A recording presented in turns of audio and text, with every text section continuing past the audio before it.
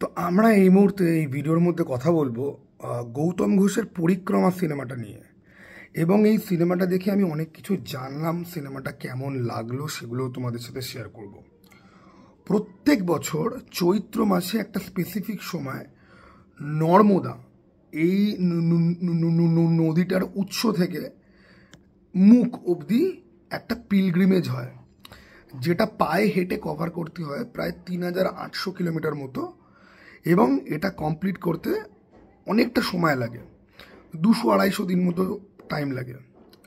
তো সেই পিলগ্রিমেজটা কেন হয়, কি কারণে হয়, সেইটা নিয়ে এই সিনেমাতে খুব একটা বেশি এক্সপ্লোর করা হয়নি।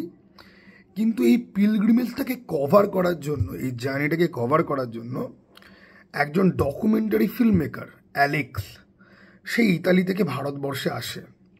এবং সে এসেছে আরও একটা কারণে। সে এই পিলগ্রিমেজটার ওপর একটা বই পড়েছিল, যেটা রূপা বলে একটা ক্যারেক্টার লিখেছে। ওই বইটা, এই রূপার ক্যারেক্টারটা প্লে করছে আমাদের চিত্রাঙ্গদা সিং। এবার বইটা পড়ে অ্যালেক্স খুব ইনফ্লুয়েন্সড হয়েছে এবং সে এই পিলগ্রিমেজটার ব্যাপারে জানতে সে ভারতবর্ষে সে আসে এবং সে এটাকে একটা ডকুমেন্টারি সে বানাবে, পিলগ্রিমেজকে সে ফলো করবে। ডকুমেন্টারিটা তারা শুটিং করা চালু করে এবং হুট করে একটা বাচ্চা ছেলের সাথে তাদের আলাপ হয় এবং সেখান থেকে গল্পের মোড়টা ঘুরে যায়। আমাদের নদী কেন্দ্রিক যে সভ্যতা, ছোটবেলায় ইতিহাসে আমরা প্রত্যেকে পড়েছি যে নদীকে কিন্তু আমরা মা বলে মনে করি, ওকে। কিন্তু এই নদী কেন্দ্রিক সভ্যতার আরও একটা সাইড আছে, ঠিক আছে, প্রকৃতির রোষ। এই নর্মদা নদী, ঠিক আছে, যখন সেটা যায়, কোনো নদী যখন তার পথ, বা ধরো কোনো বছর ধরো নদীতে জল অনেক বেড়ে গেল, বা এই যে গ্লোবাল ওয়ার্মিংয়ের জন্য যে জলের লেভেল কিন্তু বাড়ছে আস্তে আস্তে, এতে কিন্তু কিছু ক্ষয়ক্ষতিও কিন্তু হয়। সেই ক্ষয়ক্ষতিটা কি? এই বাচ্চা ছেলেটি কে? হঠাৎ করে পিলগ্রিমেজ ছেড়ে এই বাচ্চা ছেলেটি কেন গল্পে ঢুকলো এবং তারপরে কি হলো, পুরো জিনিসটা জানার জন্য তোমাদেরকে পরিক্রমা দেখতে হবে। আমাকে যদি বলো যে পরিক্রমা তোমার কেমন লেগেছে, টু বি ভেরি অনেস্ট, অনেক তো সিনেমা তো দেখি, কিন্তু ওয়ান্স ইন আ হোয়াইল কোনো একটা সিনেমা এসে তোমাকে এটা মনে করিয়ে দিয়ে যাবে যে আসল সিনেমা কিন্তু অন্যই জিনিস, ওকে। দেখো, সিনেমা মানেই এন্টারটেনমেন্ট এবং সিনেমাটাকে আমরা এন্টারটেনমেন্টের ফর্ম হিসাবেই কিন্তু দেখি। কিন্তু সিনেমার অ্যাকচুয়াল পারপাস, শুরুর উদ্দেশ্য ছিল হচ্ছে গিয়ে যে মানুষের গল্প বলবে, মানুষের স্ট্রাগল তুলে আনবে। এবং সেই মানুষ একদম সাধারণ হোক, অসাধারণ হোক, কিন্তু একটা মানুষের জীবন যেটা দেখে তুমি 2 মিনিট ভাববে, ওকে। আমাদের দর্পণ হচ্ছে গিয়ে ফিল্ম। পরিক্রমা আমি দেখলাম, পরিক্রমা কোনো মাস্টারপিস ফিল্ম তো একেবারেই নয়, বাট তার কিছু কিছু জিনিস আছে যেগুলো খুব ভালো। তবে পরিক্রমার সবথেকে বড় প্রবলেম যদি হয়, সেটা হচ্ছে গিয়ে যে এই গল্পটার একটা ইমোশনাল কোর যেটা দেখানোর চেষ্টা করেছে, সেই ইমোশনটা ল্যান্ড করতে পারে না শুধুমাত্র অভিনয়ের দুর্বলতার জন্য। এই যে অ্যালেক্সের চরিত্রে যে প্লে করে, ইতালি থেকে ভারতবর্ষে এসছে, তার অভিনয় বলি, বা চিত্রাঙ্গদা সিং তার অভিনয় বলি, বরং যেই বাচ্চাটা যাকে নিয়ে পুরো গল্পটা পরিক্রমা, সেই বাচ্চাটার অভিনয়ের মধ্যে কিছু ইমোশনাল তুমি ফিল করতে পারবে। তা বাদ দিয়ে বাকিদের অভিনয় ভালো নয়। শুরুর দিকে অ্যালেক্স আর তার ছেলে, যেই ছেলেকে রেখে তাকে ইন্ডিয়াতে আসতে হবে, সেটা নিয়ে কিছু জিনিসপত্র দেখানো হয় এবং আমরা ভাবি যে গল্পের লাস্টে গিয়ে আবার বাবা ছেলের দেখা হবে বা কিছু এরকম একটা কিছু অ্যাঙ্গেল থাকবে। কারণ এখানে কিন্তু দুখানা গল্পের মধ্যে ট্র্যাক চলছে। একটা হচ্ছে গিয়ে যেই বাচ্চাটার সাথে ওদের দেখা হবে ডকুমেন্টারির সময় গিয়ে, যে সে তার বাবা মার সঙ্গে দেখা করতে পারবে কি না। আরেক হচ্ছে গিয়ে যে অ্যালেক্স তার ছেলেকে ইতালিতে রেখেছে এসছে, ওকে, সেটার একটা ইমোশনাল অ্যাঙ্গেল। এবার দুটো না এমনভাবে সিনেমার শেষে গিয়ে সিনেমাটাকে শেষ করা হয় যে আমি নিজে পর্যন্ত কনফিউজ। যে দেখো, গৌতম ঘোষ একজন বড় মানের পরিচালক, তার বহু সিনেমা আমি দেখেছি, তার শঙ্খচিল সিনেমাটা আমার খুব ভালো লাগে। এবার যখন আমি জানি যে একজন জ্ঞানী মানুষ এবং একজন সেন্সিটিভ মানুষ একটা অত্যন্ত সেন্সিটিভ টপিকের ওপরে ফিল্ম বানাচ্ছে, যেই টপিকের ওপর সচরাচর কেউ ফিল্ম বানানোর সাহস করে না, ফলে সে মূর্খ তো হবে না, সেতে এরকম কিছু জিনিস রাখবে না যে যেটার কোনো রকম অর্থ নেই। মেবি আমি হয়তো অর্থ বুঝতে পারছি না। যেরকম এই সিনেমার ক্লাইম্যাক্সে গিয়ে যেরকম অ্যাব্রাপ্টলি বলে আমার মনে হয়েছে যে জিনিসটাকে না দেখিয়ে শেষ করে দেওয়া হলো, ওই কাইন্ড অফ ছোটো গল্পের মতো শেষ হইয়াও হইল না শেষ। যে দর্শককে এবার প্রশ্ন করতে হবে, ঠিক আছে, দর্শক ভাববে যে আদৌ কি দেখা হলো। এই জিনিসটা আমার ভালো লাগেনি। কিন্তু আমি মনে করি যে গৌতম ঘোষ রেখেছেন যখন কিছুটা বুঝে শুনে হয়তো উনি রেখেছেন। সিনেমাটার সব থেকে ভালো যে দিক হচ্ছে কি, এই যে নর্মদা নদীটাকে এত সুন্দরভাবে দেখানো হয়েছে, এবং বন্যা যখন হয়, বাড়িঘর যখন জলের তলায় চলে যায়, এগুলো হলিউডে ভিএফএক্স দিয়ে করে দেয়। ইন্ডিয়ান সিনেমাতে যখন করে তখন একটুখানি ভাবতে হয় যে এটা শ্যুট করলো কি করে।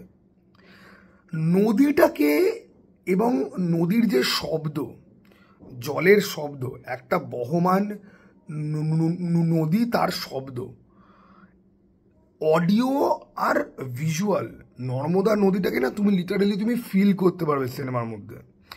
শুধুমাত্র আমি যদি নদীটার কথা বলি তা না, সিনেমার মধ্যে মধ্যপ্রদেশ, ইতালির কিছু লোকেশন দেখানো হয়েছে, বম্বের কিছু লোকেশন দেখানো হয়েছে। লোকেশনগুলো এত জীবন্ত না সিনেমাটোগ্রাফির জন্য, তোমার মনে হবে যে আমি এখানে গিয়ে বসে থাকি। একটা জায়গা আছে যেটা আমি ছবিও তুলেছি ফোনে, যে ওই জায়গাটাতে চিৎকার করলে পরে তোমার ভয়েসটা ইকো হয়, মনে হয় যে তোমাকে কেউ উত্তর দিচ্ছে ওপার থেকে। ওই লোকেশনটা এত অভূতপূর্ব সুন্দর, ঠিক আছে। ওখানে একটা ছোট্ট হাসির একটা সিন মতো আছে, হাসির সিন অ্যাকচুয়ালি না, ওটাকে একটা বন্ডিংয়ের সিন। বাচ্চাটাকে প্রথম যখন পেয়েছে, যখন আলাপ হয়েছে, তখনের একটা সিন। তোমার লিটারালি মনে হবে যে ওখানে যে বেঞ্চটা পাতা রয়েছে ওখানে গিয়ে চুপ করে তোমার বসে থাকতে খানিকক্ষণ। লোকেশনগুলো পুরো জীবন্ত, আর নর্মদা নদীকে যখন দেখানো হচ্ছে তখন তোমার মনে হবে যে ওয়াও, কারণ এরকম ধরনের ভিজুয়াল আমরা সচরাচর দেখতে পাই না। এই সিনেমার পারফরমেন্সের ব্যাপারে তোমাদেরকে শুরুতেই বললাম, আর এই ভিজুয়াল কোয়ালিটি থেকে তোমরা এটুকুনি বুঝতে পারবে যে সিনেমাটোগ্রাফি কীরকম হয়েছে। সিনেমাটা ছোট সিনেমা, 2 ঘন্টার মধ্যে শেষ হয়ে যায়, কিন্তু গল্পটা তুমি যদি এনজয় যদি না করো না, বা কানেক্ট যদি করো না, তাহলে তোমার কিন্তু কোথাও কোথাও গিয়ে তোমার বোর লাগতেও কিন্তু বাধ্য। ওকে, আমি এই ধরনের সিনেমা আমি দেখে অভ্যস্ত, ফলে আমি চট করে 10 মিনিটের মধ্যে এই খুব বোর লাগছে আমি উঠে বেরিয়ে আসবো না। কারণ কি বলতো, একটা মানুষের জীবন তোমার চোখের সামনে খুলছে, দ্যাট টেক্স টাইম। এটা কোনো কমার্শিয়াল মাস মশলা ফিল্ম নয় যে ধুম করে আসবে, 10 মিনিটের মধ্যে বিল্ড আপ হয়ে গেল, তারপরে কনফ্লিক্ট পয়েন্টে চলে গেল, দেন পে অফের দিকে চলে গেল। It takes time.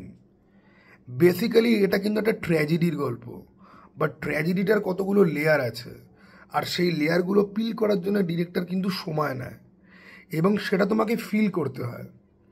একটা মানুষের জীবন, একটা মানুষের জীবনের স্ট্রাগল, একটা মানুষের জীবনের সমস্ত সাইডগুলো উন্মোচন হওয়া, তার লাইফের পারপাস থেকে শুরু করে, তার গোল থেকে শুরু করে, তার অবজেক্টিভ থেকে আরম্ভ করে, তার সাফারিং থেকে শুরু করে, এই সমস্ত কিছু কমার্শিয়াল ফিল্মে যখন একটা হিরো ভিলেন মারলো, 30 জন উড়ে গেল, প্রতিশোধ নিতে হবে, যখন দেখায়, তখন আমরা ভাবি কি যে এরকমভাবেই সব কিছু হয় হয়তো, বাট রিয়েল লাইফে সেটা হয় না। একটা ছেলে যার বাড়িঘর দর ডুবে গেছে বলে, তার বাবা অন্যায়ের শিকার বলে, সে বাবাকে জমি কিনে দেবে বলে হঠাৎ করে অন্য একটা শহরে এসে, ঠিক আছে, মালা বা পাথর বেচতে আরম্ভ করে। তার লাইফ তোমার চোখের সামনে আনবিল্ড হতে একটা সময়ের দরকার হয়, আর তোমাকেও ফিল করতে হয়, কারণ তুমি যেটা দেখছো সেটা খুব রিয়েল একটা কিছু। সেটা আমাদের দেশের এরকম অনেক মানুষের গল্প যাদের ঘর বাড়ি হয়তো ভেসে গেছে, ওকে, কিন্তু আমরা সচরাচর তাদের গল্প সিনেমার পর্দায় দেখতে পাই না। আমরা দেখতে পাই গ্যাংস্টারদের গল্প, এবং আমরা ভাবি যে সিনেমা মানে তো এটাই, এটাই তো হবে কিছু অ্যাকচুয়াল এন্টারটেনমেন্ট। যাই হোক, আমার এই বক্তব্যগুলোর মানে কিন্তু এই নয় যে আমি কমার্শিয়াল সিনেমাকে আমি ছোট করছি। কেজিএফ আমার লাইফের দেখা সেরার সেরা সিনেমা, কিন্তু অডিয়েন্সকে আমি এটা বোঝানোর চেষ্টা করছি ওই খাবারে যেরকম তোমার কাছে ঘি ভাতটাও খুব উপাদেয় আর বিরিয়ানিটাও খুব উপাদেয়, ঠিক সেরকম পরিক্রমাও খুব উপাদেয়। যদি তোমার ধৈর্য থাকে, যদি তোমার মধ্যে একটা ব্যাপার থাকে যে ভাই আমি অন্যরকম কিছু দেখতে চাই এবং জানতে চাই, ওকে, তাই বলে আমি বলছি না যে কোনো ঝাঁটের সিনেমাকে গিয়ে এই সেম সুযোগটা গিয়ে তুমি দাও, ওকে। এই ছিল আমার পরিক্রমা দেখে kind of feelings. It is not a review. Gautam ঘোষের সিনেমা রিভিউ করা, দেখো আমি খুব কম ডিরেক্টরকেই আমি শ্রদ্ধা করি, ওকে, খুব কম ডিরেক্টরকে আমি শ্রদ্ধা করি, কারণ প্রত্যেকটা লোকের ফিল্মকে যখন যখন করি তখন তো বোঝা যায় যে একটা ডিরেক্টরের পারপাস কী ছিল, তার ইন্টেনশন কী। একটা সিনেমা হচ্ছে কি একটা স্টেটমেন্ট, একটা সিনেমা হচ্ছে কি যে তুমি কাউকে রান্না করে খাওয়াচ্ছ, সে তোমার রান্নাটা খেয়ে বুঝবে যে আদৌ তোমার ভেতরে কি রয়েছে, ওকে। এই ফিল্ম যখন স্টেটমেন্টের রূপ যখন নেয়, ওকে, তখন সেই স্টেটমেন্টটা ডেলিভারি দেখে তুমি বুঝতে পারবে যে ডিরেক্টরের ইন্টেনশন কী। গৌতম ঘোষের ইন্টেনশন একদম পিওরেস্ট অফ দ্য পিওর। আমি জানি না এই টপিকের ওপর আরও ফিল্ম হয়েছে কিনা, আমাকে খোঁজ লাগাতে হবে, কিন্তু এই ফিল্মটা আমি যথেষ্ট এনজয় করেছি। শুধুমাত্র অভিনয়টার জন্য সামহাউ ইমোশনাল ওয়েটটা কোথাও গিয়ে মার খেয়ে যায়, সেটা আর একটু ভালো হলে পরে হয়তো ভাল লাগতো। চলো টাটা ভাই, আবার যেন দেখা পাই।